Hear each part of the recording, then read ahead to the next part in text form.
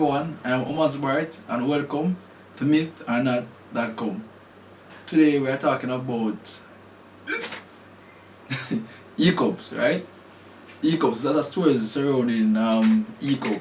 Like for example, to actually get rid of hiccup, pretty much some person believe if you use a thread, especially in babies, for some reason they believe if you put it on the child forehead, mysteriously, the hiccup actually goes away. I don't know if it's true or not true, but it's not for me to decide, it's for you to decide. So, curing or getting rid of hiccup with a piece of thread, you decide, myth or not. Here we go.